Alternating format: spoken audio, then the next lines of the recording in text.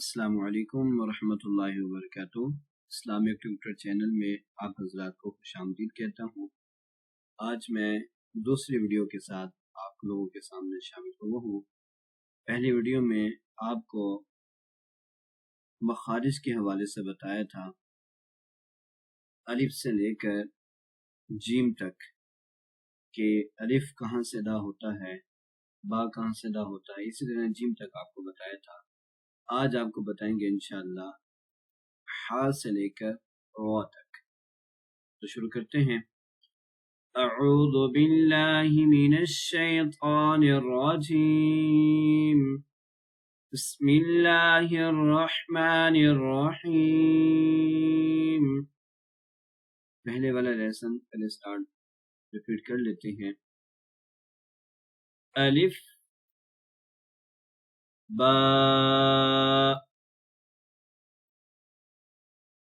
تا تا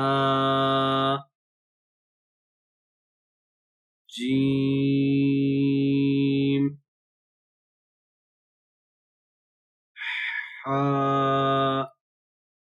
حا کا مخرج آپ کو بتاتا چلوں۔ حا حلق کے درمیانی حصے سے ادا ہوتا ہے۔ حلق کے 3 حصے ہیں، ایک حصہ منہ کی طرف والا، دوسرا حصہ درمیانی حصہ، اس کو کہتے ہیں وسط حلق، درمیانی حصے کو جہاں سے ہا ادا ہوتا ہے، اور تیسرا حصہ حلق کا وہ حصہ جو سینے کی طرف والا ہے، اس سے حمزہ اور ہا ادا ہوتے ہیں۔ تو ہم بات کر رہے ہیں ہا کی۔ ہا حلق کے درمیانی حصے سے ادا ہوتا ہے۔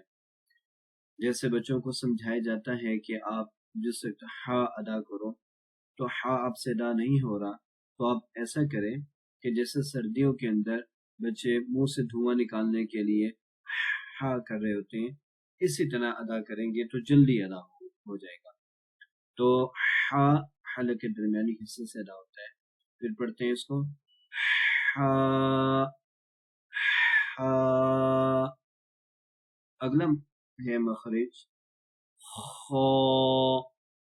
یہ حلق کا وہ حصہ جو سینے کی طرف، جو منہ کی طرف والا ہے، حلق کا وہ حصہ جو منہ کی طرف والا ہے، وہاں سے خا ادا ہوگا۔ خا خا۔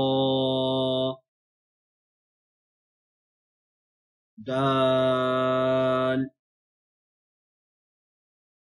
دال کا مخرج سیم تا والا ہے، جیسے میں نے آپ کو تا میں بتایا تھا کہ ہمارے سامنے کے 2 دانت اور زبان کی نوک، زبان کی نوک جب اوپر کے سامنے کے 2 دانتوں کی جڑ سے لگتی ہے، پھر دال ادا ہوتا ہے۔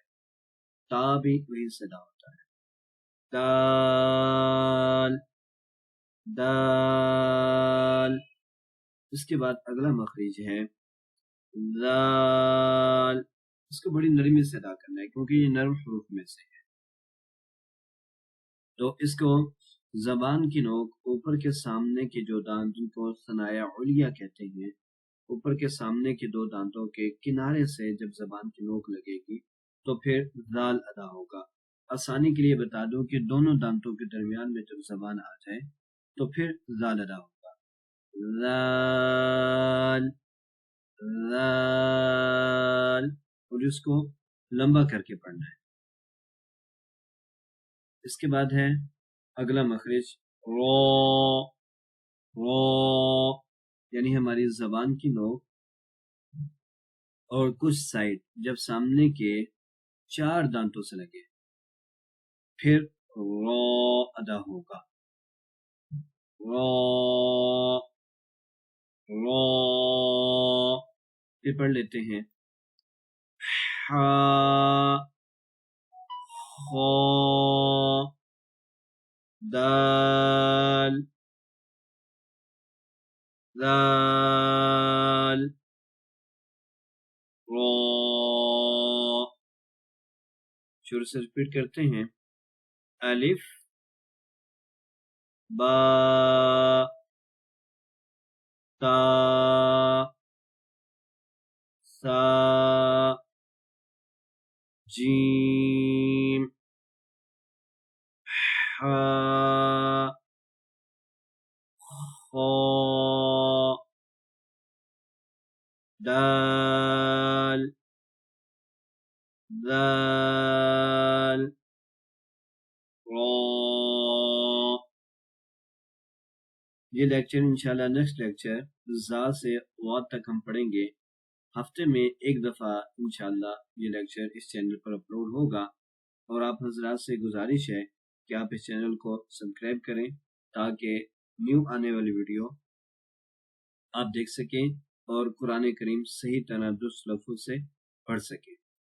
اللہ رب العزت سے میں دعا ہوں کہ اللہ رب العزت ان تمام باتوں پر ہم سب کو عمل کرنے کی توفیق عطا فرمائے، قرآن کریم کو صحیح طرح درست مخارج کے ساتھ صفات کے ساتھ پڑھنے کی توفیق عطا فرمائے۔